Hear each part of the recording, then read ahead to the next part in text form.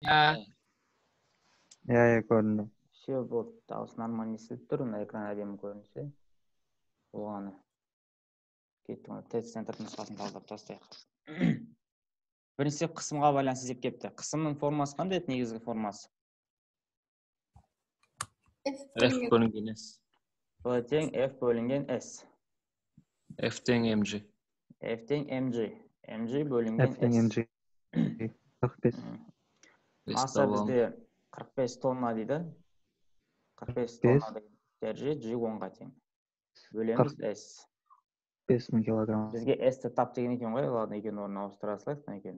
Қынасына жібереміз. 3 көбейтілген 10-ның 5 дәрежесі. Е бола ма? 1,5 шығады. 1,5 метр квадрат деп қоямыз. Е жауап шығады екен. Жерге түсетін қысымы 3 көбейтілген 10-ның 5 делінген, S-ті тап делінген. Қысымның негізгі формасын қолдана отырып, F бөлінген S-ті қойып орнына шығара саламыз. Бұл бізде нормальный есеп. Келесі есеп бізде екінші есеп дейді. Иін тірекке 5 ньютон күш әрекет етеді. Иіні 20 сантиметр. М-ді сұрайды бізде. FL. Көбейтеміз FL деп. Сонда бізде 1 шығады. Ньютон көбейтілген метр. Бұл жерде 100-ді белгілеп қойып, көбісі шатасып 5-ті 20-ға көбейте салып. Бірақ бұл жерде сантиметр болғандықтан 1-ді белгілейміз. Получается 20 сантиметр, ол 0,2 метр деген сөз. 0,2 5-ке көбейтеміз, 1 шығады. Келесі сұрақ бізде, үшінші сұрақ дейді. Көлемі 0,4 метр куб болатын дене суға жартылай батырылған денеге әрекет ететін Архимед күші. 2 килоньютон болады. Архимед күшінің формасы бізде қандай еді? Ρ етін. Получается, үшеуінің көбейтіндісі 0,4 көбейтілген 1000 көбейтілген 10. 4000 шығады, бірақ жартылай батырылған деген үшін. 4 шығады. 2 бөлім шыққан бәлі. Жартысы 2 болады. То есть Архимед деген нәрсе ол сұйық дененің тура батып тұрған бөлігіне ғана әсер ететін күш. Келесі сұрақ. Төртінші сұрақ. Ағай. Ау. Сол жерде екі қысым берілсе да, мысалы, судың қысымы мен сосын заттың қысымы. Қалай шығарамыз оны? Жартылай деген тема жоқ. Жоқ, жартылай деген тема жоқ ерде. Қалай болады сол? Ол же Ρ H болады. Сұйыққа батып тұрған биіктігіне ғана тәуелді болады ол же. Көлемі биіктігіне тәуелді болады. H. Еще дененің емес, именно сұйықтықтың көлеміне тең болады. Ρ H болады ол кезде уже.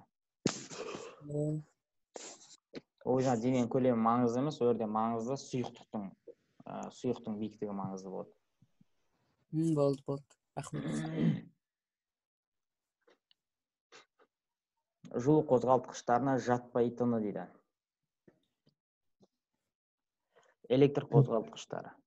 Электр қозғалтқыш дегендер бұлар енді жылу қозғалтқышқа жатады. Бұл турбина, газ турбина бәрі жатады, то есть ол бәрі белгілі механизм құрамында бола алады бұл төртеуі де. Электр қозғалтқыштар ғана бізде бола алмайды. То есть олар қызбау керек деген сөз. А бізде телефон қызып кетеді ғой, дұрыс емес олар. Ошибка бар деген сөз ғой. Батарейкасы қызып кетеді деп сондай ма? Телефон зарядта тұрса көп уақыт қызып кетеді. Негізі қызбау керек. Қызды шашады. Сотқа кеткеннен шығады. Мектепте бір аппаратты жердік қосып. Так, келесі сұрақ, 5-ші сұрақ дейді. Бір молекуласының массасын табыңыздар дейді. Бір ғана молекуласының массасын сұраса, екеуін бөле саламыз. То есть, m бөлінген үлкен m тең m бөлінген n айды негізгі форма. m жазбасақ, ол m яққа көбейді болып барады. n бұл жерде сан 1-ге тең, бір молекуласы деген. Сол үшін m-ді жайғына n-ға бөле саламыз. m бөлінген n болады. Дәл осы жерде D болады. Жоқ, D болады. D болады. Өйткені m деген 28 дәрежесі минус 3 қой бізде. Ал анау бізде 6 көбейтілген 10-ның 23 дәрежесі. Примерно. 28 6-ға бөлсең 4-те 65 шығатындығы анық, дәреже минус 20. То есть 0,028 дегенді дәрежемен жазсақ, 28 көбейтілген 10-ның минус 3 десек, удобно, ыңғайлы болады. Уже 28 6-ға бөлсек 4,65 шығатындығы мына жерде көрініп тұр, ә? Иә. И дәрежесі 26 деген сөз. Килограмм болады. Бұл бізде зат мөлшерінің екі формасын теңестіру арқылы шығарып жатқан формуламыз екен. Так, кеттік, ары қарай жалғастырайық.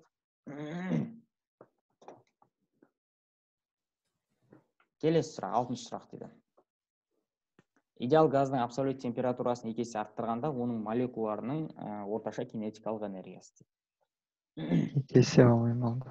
Ол да 2 есе артады. Қандай формасы? Кинетикалық энергия мен температураға қатысты қандай форма бар деп ойлайсыңдар? МКТ тақырыбында. НКТ ғой сол? НКТ. НКТ деген ол энергиянікі емес ол. Айта салып болды. Бар ғой онда ағай? НКТ деген. Дұрыс, НКТ деген бар ғой. Бірақ бұл қысымдық ол. Бізге энергиянікі керек. 2-ден 3 деп басталады мейлі, басын айтайын. 2-ден 3.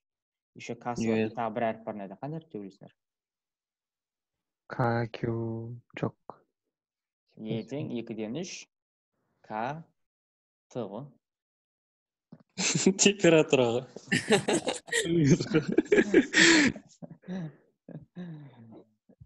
Ете 2-ден 3 каты.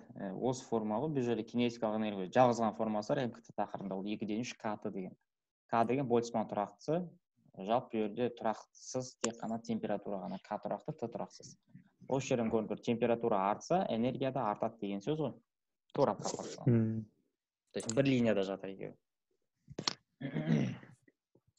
Получается, температура 2 есе артса, энергиясы да 2 есе артады. 2 есе артады. Кеттік ары қарай. Бұл бізде 6-шы сұрақ екен. Температура қанша есе артса, энергия дәл сонша есе артады. Кемесе, ол да кемейді деген сөз. Келесі сұрақ бізде 7-ші сұрақ дейді. Электр заряды -3-е су тамшысынан заряды -3-е кішкентай тамшы бөлінді. Тамшының қалған бөлігіндегі электр заряды. -е бола ма осы? Осы 6е болады, плюс 6е болады. Неге? Не үшін десеңіздер, ол мынандай нәрсе да, жалпы электр заряды плюс 3е су тамшысынан заряды -3е кішкентай тамшы бөлінді дейді. То есть, мынандай бір тамшы болғанда, көрші. Мынандай үлкен бір тамшы болды. Бұл тамшыда плюс 3е деген заряд болды. Бұдан бөлініп шықты деп тұр ғой. Осыдан ішінен бөлініп шықты. Қандай? -3е деген бөлініп шықты. Сонда қандай тамшы қалды деп. То есть, анау плюс 3е, одан -3е деген бөлініп шықса, онда ол 6е болады. То есть, белгілі бір зарядтан, то есть, минус заряд азайған сайын, оның плюсы көбейе береді. Получается, ода плюс 3е су тамшысынан заряды -3е бөлінсе, ол 6е болады деген сөз.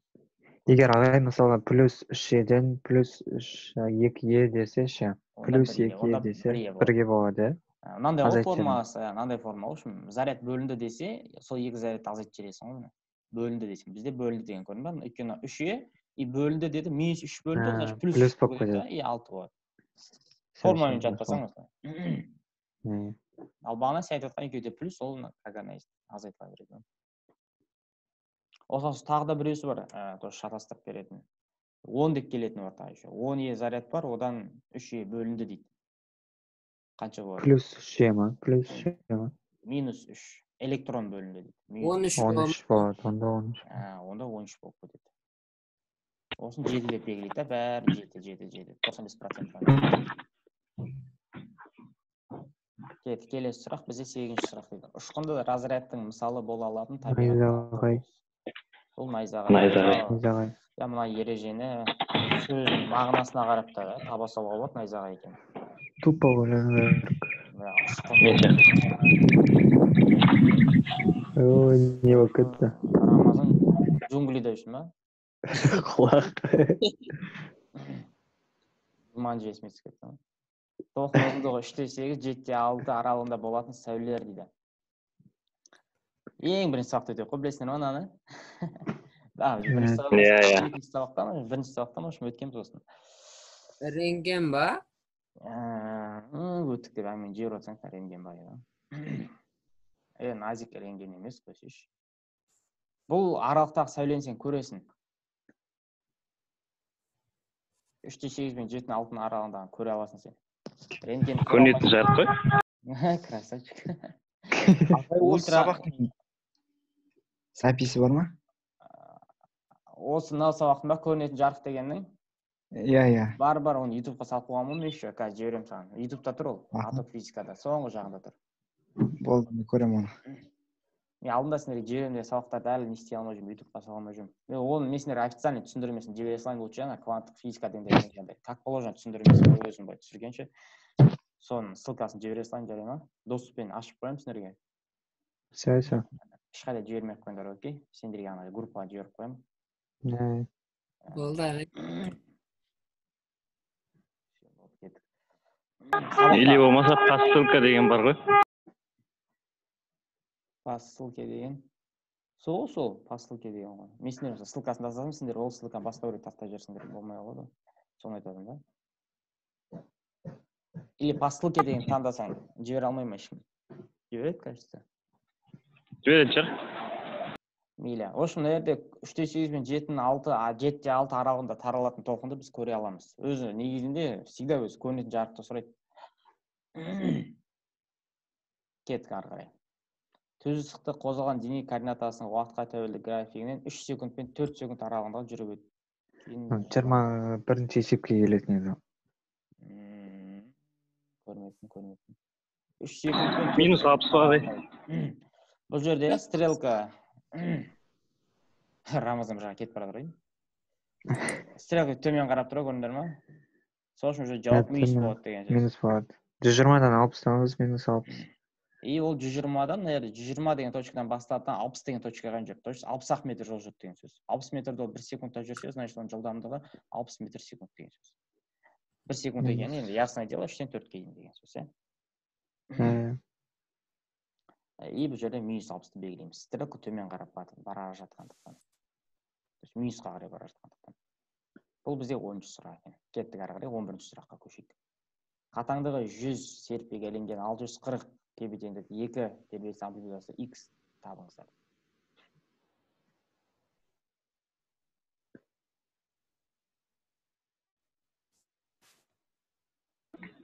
Kx пен mv квадрат теңестіреміз ба? Дәл өзі. Kx емес, kx квадрат дейді. Kx квадрат, mv квадрат. Тең mv квадрат бөлінген 2. Мен 2 мен 2 кетеді. Полион қысқарады ғой. 2 мен 2-ні қысқартып жібердім. Сен үшін kx деп айттың ғой, Рома. Қойсай деді. Мақұл. X квадрат табатын болсақ, mv квадраты бөлеміз неге? K-ға деген сөз, K-ға. Түбірасына алсақ, фукат. Өшірек түбірасына алып, үші v шығып кетеді, m бөлінген K қалады. Так, қатаңдығы 100-ге тең, масса 640 0,64 килограмм. 2 дейді, масса 0,64, бөлеміз осына, 100-ге бөлеміз да, одан шығады, ана 8 шығады. Адан 0,8 шығады, адан 10 шығады дейсақ болады ғой. Деп. Екі жердегі 0,8 бөлеміз 10. 16 шығады. 0,16 метр, ол деген 16 сантиметр. Мінекей. Есеп, күрделі қып шауырын қажет жоқ, просто орнына қоятын болсақ, бұл әдемі сандар берілген екен есепте. В 0,64-тен 0,8 шығады, 100-ден 10 шығады. 0,64-ті 100-ге бөліп барып турасына шығарған не вариант? Лучше 0,64-тен 0,8 шығарып, 100-ден 10-ды шығара салған ыңғайлырақ болады деген сөз. 0,16 метр, это означает 16 сантиметр деген сөз. Кеттік ары қарай келесі. Математикалық маятник А нүктесінен жіберілді дейді. Барлық.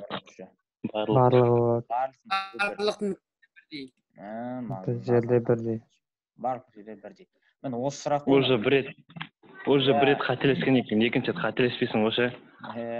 Денеге әсер ететін ауырлық күштерінің мәнін сұрап тұр ғой енді. G қойып жүреді, G бүкіл жерде ортақ 10-ға тең.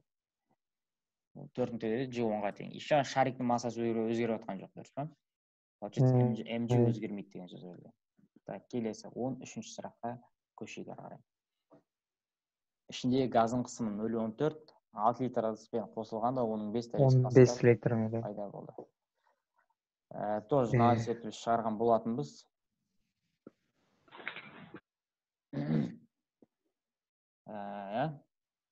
Есеп есте ма, есте емес па? Есте. Назархан есінде ма, Назархан? Жоқ, менің есімде емес екен. Мынандай бір ыдыс бар еді ғой. Осы ыдысқа бір ыдыс жалғайды былайынан. Сосын бұлар жалғанған ыдыс болды үшін. Басында негізі былайынан бөлек. Еске түсіп қалды ғой табан астынан. Табан астынан мәдениет сөйлейді. Страшно ма? Так. Сөздің мағынасын табанның астынан қалай болды. Ішіндегі газдың қысымы 0,4 мегапаскаль. Шымкент қысы ғой. Ішіндегі газдың қысымы 0,4 мегапаскаль. Көлемі 6 литр бос ыдыспен жалғағанда деген. Екінші ыдыс бос бізде. Мынандай қатынас. P1 көбейтеміз V1 плюс V2 көбейтеміз V2 тең P жақшаның ішінде V1 қосылған V2 деген жағдай ғой. P1 қысым ол 0,4 деген. 0,4 деген ол 1,4 деген сөз. Дәрежесі 5 десек, иә. Не үшін мен 1,4 деп алдым? Өйткені оның 5 дәрежесі де екінші қысым. Екінші қысым 5 болғандықтан осында автоматически оның 5-ке келтірдім мен. V1 ол V1 бізде плюс P2 деген ыдысты көлемі 6 литр, ал қысымы бос ыдыс деген. То есть мынау бос ыдыс бізде. Получается қысым жоқ деген сөз, бұл 0-ге тең болады. 0-ге тең. Типа концентрацияға шығарған дұрыс айтады.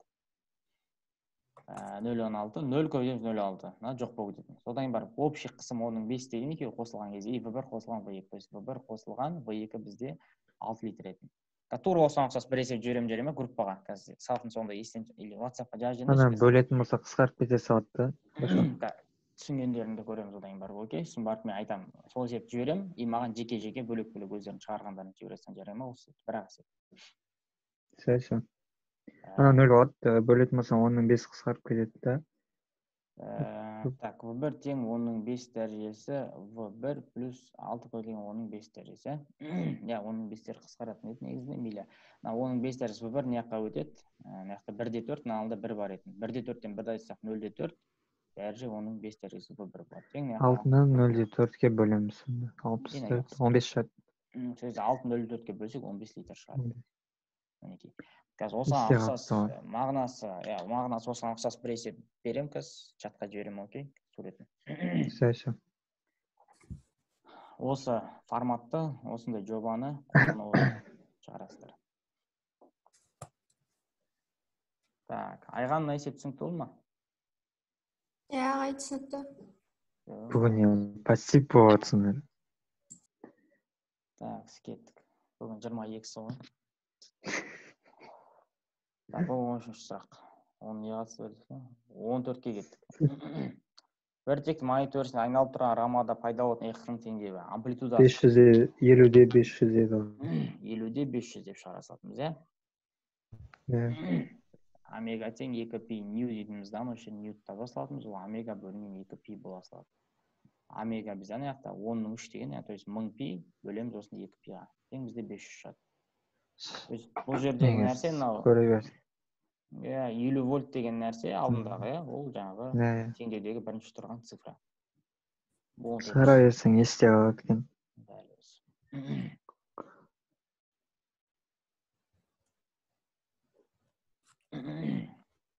Келесі. SM дельтаты. 42 не да? Тең SM дельтаты, С деген бізде 4200. Масса бізде 0,2, көбейтеміз осыған, 2 азайтындысы 50. 0,2 54, 42. Сонда 42 артында 3 0 бар. 2 килоджоул. 42 килоджоул бар. То есть SM дельтатының орнына 100-ден 50-дің азайтындысын қоямыз. Ойдың азайтындысы 50-де береді. Ары қарай осы сияқты есептер не дейді Назархан? Осы сияқты есептер бар ғой. Бар ғой. Егер ана сандары бірлердің біреуін ала салам. Шеңбер оймен қозғалыс. Шеңбер 0-ге тең емес болады. Шеңбер. Дұрыс. Орналастыру жоқ қой, домалақ айналып жүре береді бір жерде.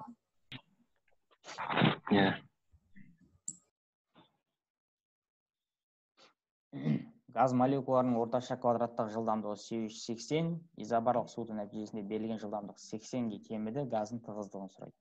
21% артады, походу. Бұл есепті осы шығарғанбыз.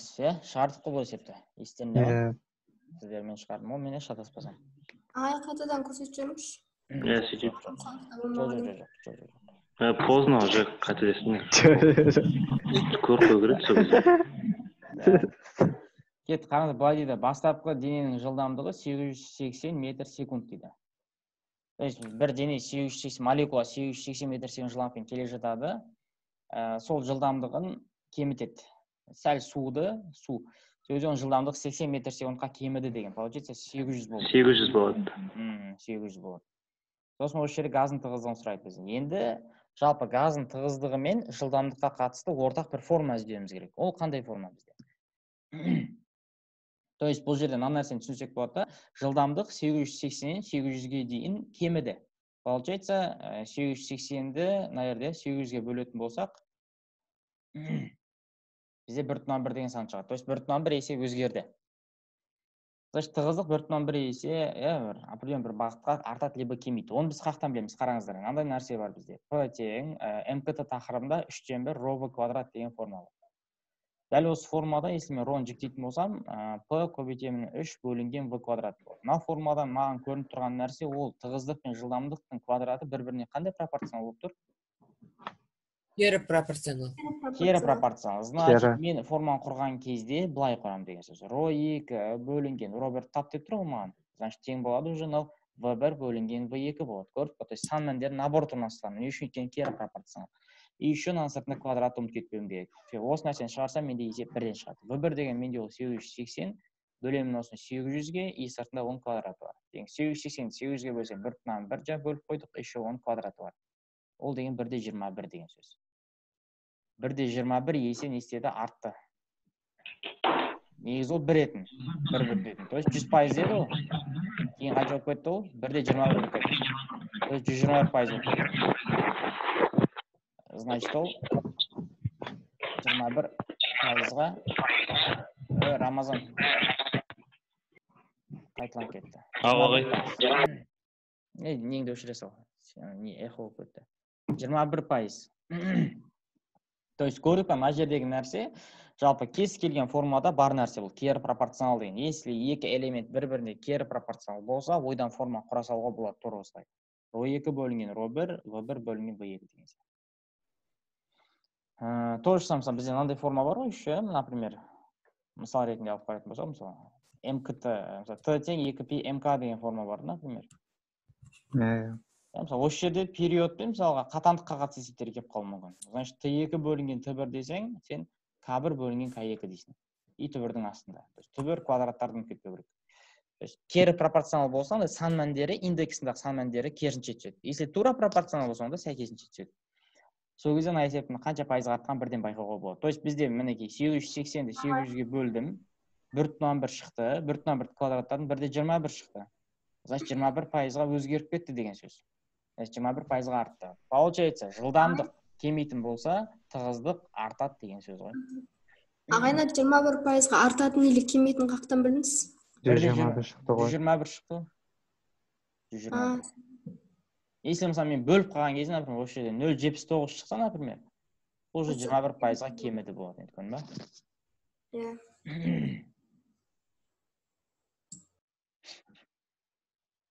Жетпей қалса кеміді, асып кетсе артты деген сөз ғой.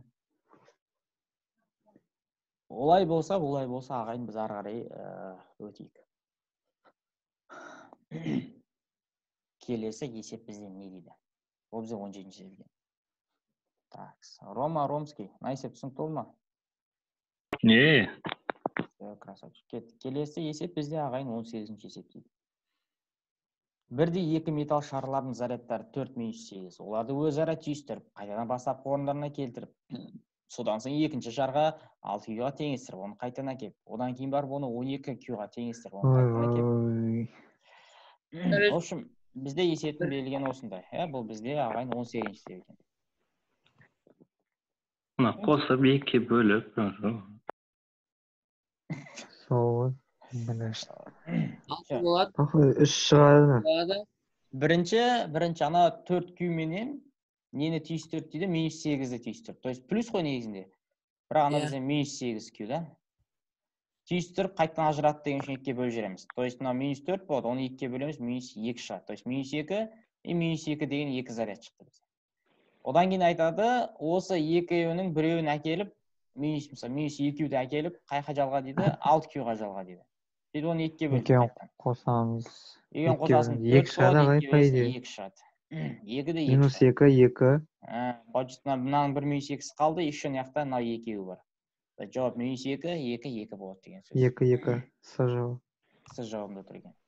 То есть бұл енді біздегі қарапайым есептердің бірі, иә, самый главный бұл жерде жалпы Шателеспеу керек. шателеспеу керек. Мынандай бір 2 заряд бар, екеуін түйістіреді, қосады. Сосын қайтадан ажыратып жібереді екеуін. Көрдік па? Бізде 4 еді, мынау -8 еді. Қостық біз -4 болды. Сосын 2-ге бөліп жібердік, -2 болды. Кейін бір -2-ні алдық тағыны, ана 6-ға жалғап жіберді. Сосын уже біреу жоқ болып кетті. Бірақ біреу әлі де қалып кетті. Вот солай түсіндіріп берді. Бұл бізде 18-ші есеп екен. Уже зарядқа қатысты бізде 2 есеп келді. Байқадық қой, бағана біреу екен, енді тағы біреусі келіп отыр. То есть мынау нәрсе біз үшін маңызды деген сөз. Біздің өміріміз үшін маңызды. Так, кеттік ары қарай.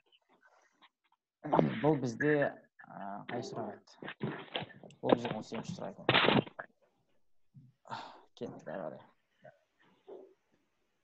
Келесі есепке көшейік. Олай болса бізде келесі сұрақ 18-ден кейін әрине 19. 19-ші сұрақ бізге не дейді? 57 ма? Өтірік сөйлеймін. 64. Ауадан шыныға өткен жарық сәулесінің түсу бұрышы 60, сыны бұрышы 30 дейді. Шыны ауа шекарасы үшін толық шағылудың шекті бұрышын табыңыздар. Жалпы жерде мынандай бір заңдылықты білсек болады, то же самое мынандай бір шекті бұрыш деген толық шағылудың шекті бұрышы деген ол альфа нолевой деген сөз. То есть синус альфа нолевой тап деп тұр да бізге. Ал ол деген 1 бөлінген n деген сөз. Ал бізде n деген есепте 1-ге тең деп қойған, оны басқа зат үшін берген, түсіндіру үшін берген, но біз сынып көрсеткішін бөлек тауып аламыз. Ол үшін біз синус альфа бөлінген синус гамма, то есть екі ортаның салыстырмалы сынып көрсеткішін тауып аламыз. 60 градус, түсу бұрышы 60 градус делінген, 60 градус 0,87. Бөлеміз осыны 0,87-ні 0,5-ге бөлеміз. 0,87-ні 0,5-ге бөлетін болсақ, бізде шамамен 1,74 деген сан шығады. Неге жетті? 1,74. Синус альфа нолевой табу үшін мен 1 бөлінген n-нің орнына 1,74 апарып қоя саламын. 1-ді 1,74-ге бөлсем 0,57 деген сан шығады. Айдан анық сияқты мен ойымша. Айдан анық, түннен жарық па? Все. Түсінікті, бұл жердегі нәрсе, толық шағылу деген нәрсені түсіну керек. Толық шағылу. Толық шағылу деген сөз, то есть сәуле түссе, шағылмайды, 90 градус болып кетеді. То есть бірақ бұрыш болады деген сөз ғой. Бұл бізде ағайын 19-ші сұрақ еді. Оптиканың бір керемет бір есептерінің бірі. Келесі сұрақ бізде 20-ші сұрақ не дейді? Температурасы 20 градус, көлемі 3 литр суды 40 минутта қайнататын қуатын табыңыздар дейді. И бізде... Мен 60-ты белгілей сағанын. И пәкті тап. Шығарамадым ба, бұл есепте ереке? Береке? Асып, новға тұрдың тоқыды. Мен 21 дедім, мен 26-ын салмайтым асыл үшін. 21 дедім ба? Осы 70 сияқты мен ойымша. Бала жөсіп. Қараңыздар. Бұл бізде, так, 20-шы есеп бұлай бізде. Азиз қайда Азиз жап? Отырды ба Азиз, отыр ма? Қаш кетті ма? Мұқа шығып кетті. Мейлі. Так, 20-шы сұрақ бізге не дейді? Бізге пәк табыңыздар. Пәк дегеніміз ол СМ дельтаты, мына есептің берілгеніне қарап отырсам, СМ дельтаты самосвой бар, еще қуат бар. ПТ бар деген сөз. QM деп жақсы шатасып жатсын, енді берді Q жоқ, оны не үшін қоятын деген сөз. Бірақ негізі жақсысы бар енді. Көбейтілген 100% бар бізде. Енді есептейік. С деген нәрсе бізде ол масса 4200 деп жақсы іште беріп қойған екен. Масса М бізде 3 литр суды дейді. 1000 килограмм метр кубқа дейін дейді. То есть бұл нәрсе М деген ро көбейтілген В деген сөз дұрыс па? Ро деген бізде 1000-ға тең, ал көлем бізде 3 литр дейді. То есть 3 көлем негізінде өлшем бірлігі не ол? Көлем өлшем бірлігі. Метр. Метр. Метр куб. Метр куб. Литр деген метр минус куб. 3 дәрежесі. Красавчик, -3 дәрежесі. Өзіне -3 пен мынау Үш болады. 3 қалады. То есть 3 литр деген 3 килограмм деген сөз ғой. Ол нормальный нәрсе. Так, 12.600. Көбейтеміз дельта Т деген нәрсе тұр еще. Дельта Т дегенді ұмытып кетпейік, ағайын. Дельта Т деген бізде не дейді? 40 температура 20 градус дейді. Значит 80 деп аламыз мына температураны. Неге 80? Қалғаны Неге 80 десек, Қайнағанға қайнағанға дейін деген, иә, қайнаған. Чайник болған, чайник бастапқы краннан алған кезде 20 градус еді, оны газға қойғаннан кейін ол 100-ге дейін барды. Қаншаға өзгерді? 80-ге өзгерді. Қуат бізде 600 ватт дейді, 600 көбейтеміз, уақыт бізде қанша дейді? Бізде 40 минут дейді. То есть 40 көбейтілген қайтадан 40 көбейтілген 60 дейсіз. Дұрыс, красавчик, сөйтіп алу керек. Красавчик, үйреніп қалайық. Так, қысқарта салайық. Қысқаратын дүниелер болса қысқартайық. 80-мен 40-қа қысқартайық. 2. Так, нөлдерін қысқарт десек қалай не жерде? Жоқ, 4 пен 6 мен 24 болып тұр да, ана 3 пен 8 ол да 24 болып тұр ғой. 42 мен 6 өсек 7. 36, яқта 24. 24-ті 42-ке көбейтесің, да? Жоқ, қарасай. Төбесінде 3 пен 8 тұр да ше, ол 24-ті береді. 6 мен 4, ол да 24 береді. Иә, сол. Онда 42, 6, 7 шады. Дәрежемен жұмыс жасау деген нәрсе осы. Фук өткіз сонда деп ше. 10% қателескен.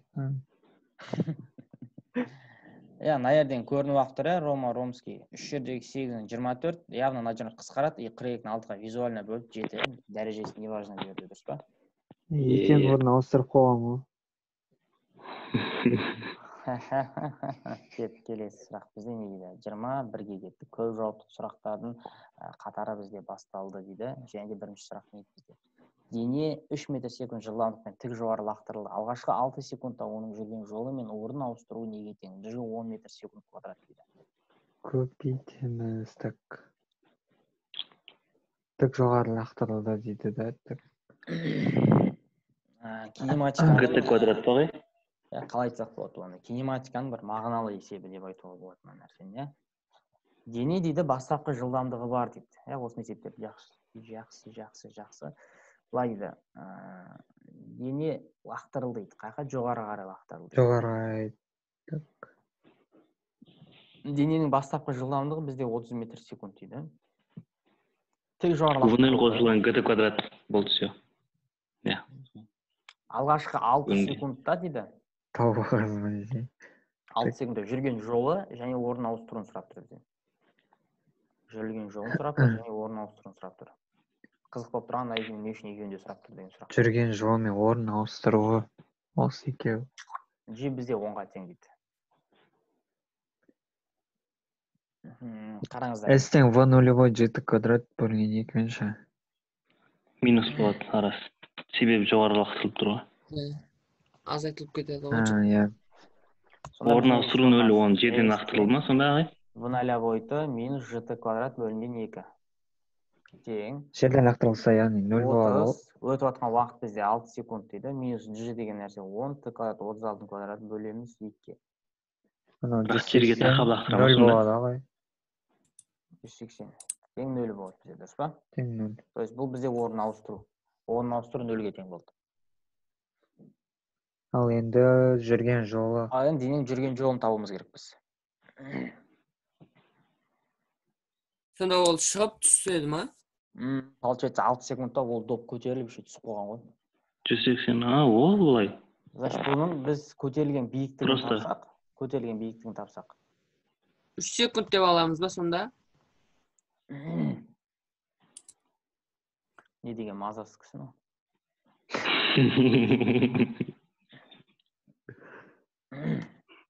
Так, дененің көтерілетін биіктігін біз былай тапсақ болады, иә? Дененің қандай биіктікке көтерілген табу үшін мынандай форма қолдана салуға болады шын мәнісінде. V квадрат 2G ма? 2 альфа деген бағай. S квадрат альфа бөлінген 2G деген. H тең V квадрат минус V0 квадрат бөлінген 2G деген бар ғой. Осыны айттыңдар ма? V0 квадрат бізге керегі жоқ.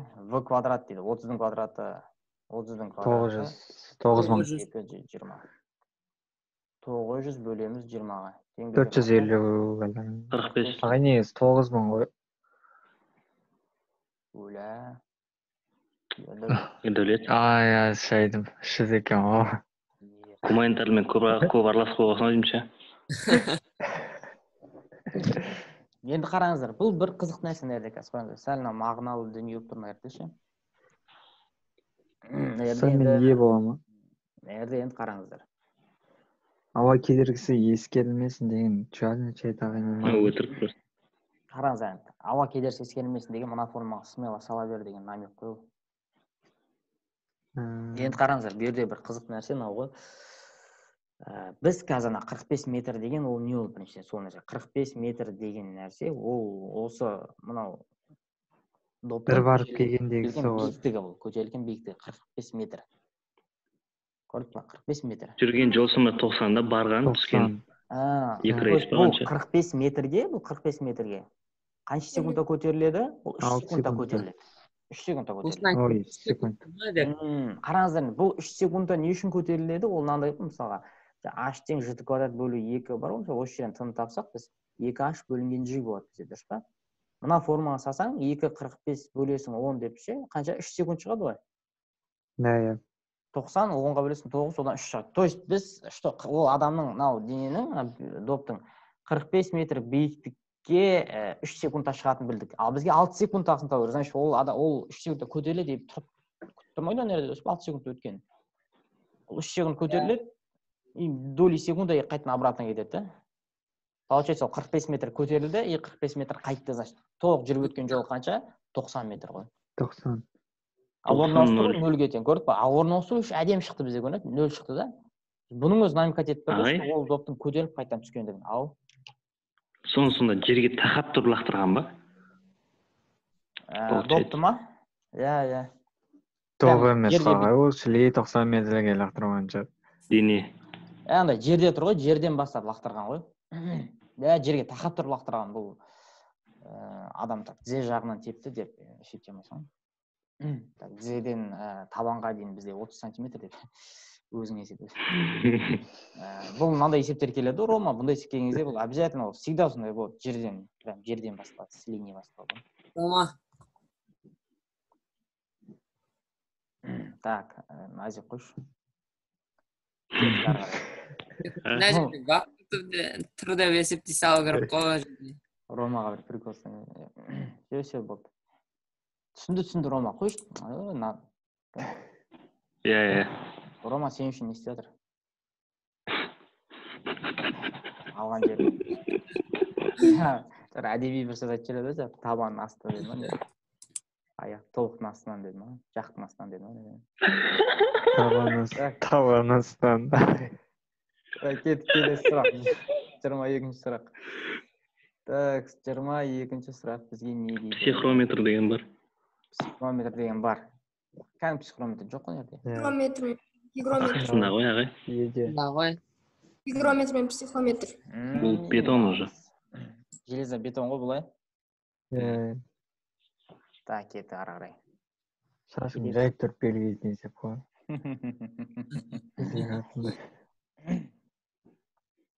Әсерлесу күшін сұрап тұр бізден, F-ті сұрап тұр. Так, ара қашықтық электрон ядро.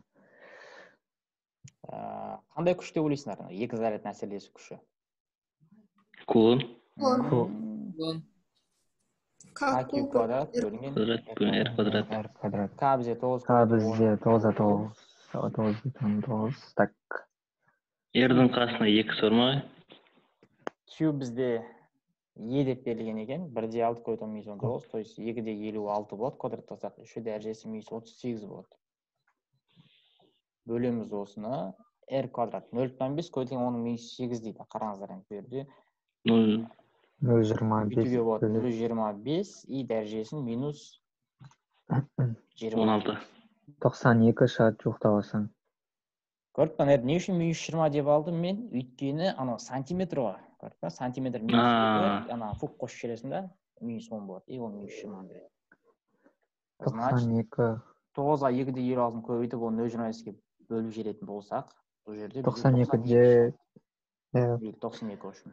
Төбеге плюс болады да, Дәрежесі 29 минус 9 дәреже. минус 9 дәреже Ньютон. Нано болады ғой, нано. 92 көтілің оның минус 9 дәрежесі Ньютон деген ол нано, дұрыс айтады. Нано. Нано, так И оставим. G жауабында F дұрыс емес ағай. F бізде дұрыс Франк. емес. Минус 6 емес пе, ja? Микро минус 6 дәреже дұрыс айтады. Ол бізде 23-ші сұрақ екен.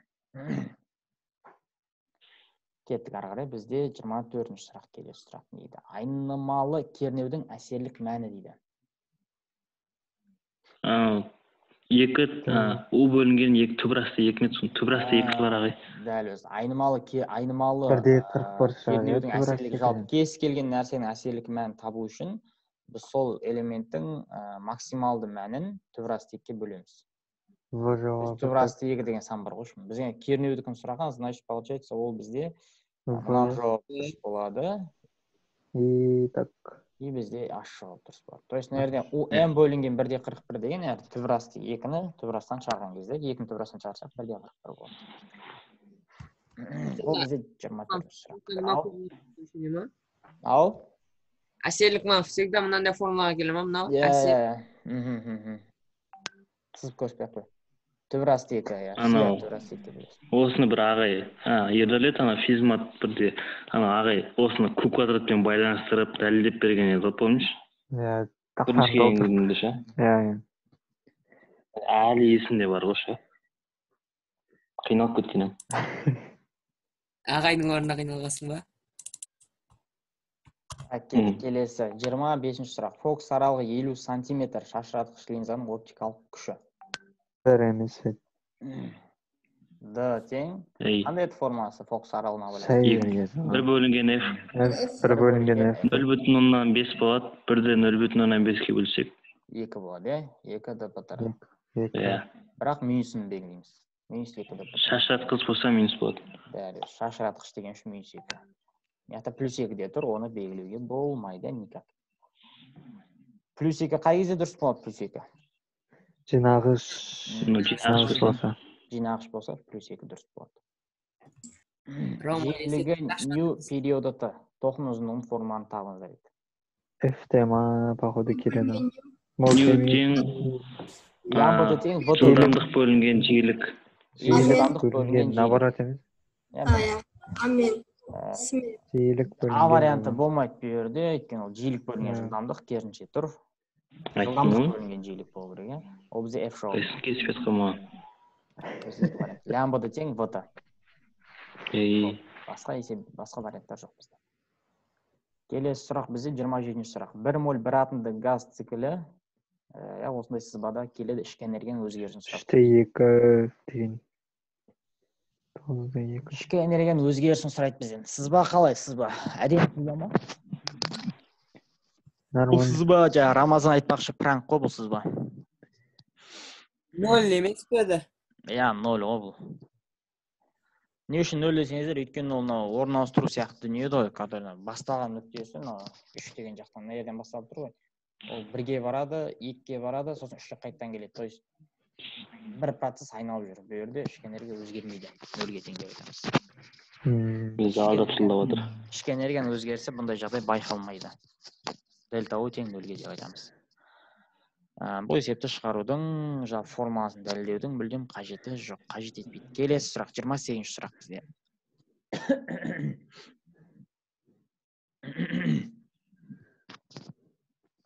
Оның индукциясын сұрайды бізден. 4000 есе артады, походу. Жалпы өтімділіктің формасы қандай магнетизм тақырыбында? Ньюдің формасы. В нулевой. В бөлінген, В нолевой. Осы жерін В-ны тап деп тұр ғой бізге. В-ны тап десе, мю мен бинолевойды көбейтіп жібереміз. 16 екен. Көбейтіп жібереміз. Значит, бірақ бізде бұл есепті шығармай-ақ қой депті. Бізге әшейін мюда ашшы дейді. 8000 деп ашшы дейді. Бинолевой тұра берсін, ашпай-ақ қой дейді саған. То есть, бинолевоймен салыстырғанда би қанша есе үлкен деп тұр ғой. Ол әрине 8000 есе үлкен деген сөз. То есть, өтімділігі 8000 ортаға ауыстырса, оның индукциясы 8000 есе артады. Бұл есепті шығарудың қажеті жоқ, жағына 8000 есе и ары кете береміз. Бинолевойдың мәнін берген, просто енді шығарса шығарсын деп берген ғой. Мынау біз 47 рет шығарып, 37 рет белгілеп, 65 рет дәлелдеген есеп мынау. 100 бен 375. Я бұл есеп шығарудың қажеті жоқ. Бұл есеп қалай шығады деп сұрайтындар болса, ол атоп Шығып кете берсін. Сияқта бір нұсқада бар. Ядро реакция теңдеуіндегі белгісіз бөлшек. Нейтрон заряд бөлшек 1-ден 0.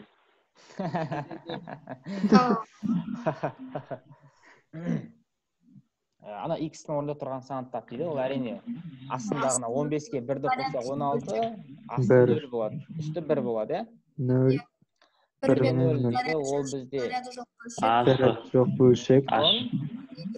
Нейтрон иісі. Мынау Рамазан Б вариантына не деп атаушы ек бұны? Позитрон. Позитрон деп атаймыз, красавчик, позитрон. Назархан, ты чё? Электрон деген нау ғой? Электрондыкі минус қой? Минус. Катасы. Сабақты көріп, үй жұмысын ойлап тастаған жіктер, ма? Так. Дема қалмай қалғар ола. Оңай емес қой. Осымен нұсқап бітті. Қырғауысы. Бідіріп сағыз. Бетон ғой. Болды, ешқандай жерде де сомнение ешнәрсе болған жоқ. Біз тесттеуді аяқтаймыз. Тесттеуді аяқтау. Өзі орынды сұрақтар келді ғой бүгінше. Қиналатын емес. Аккуратный варианттар келді. Аккуратный есептер келді. Бәрін шығардық, шаштық. Ешқандай сұрақ болған жоқ. Және де 40 болды бізде. 40. Сол біз кәшін ашасын талдайсын 40, ашасын талдайсын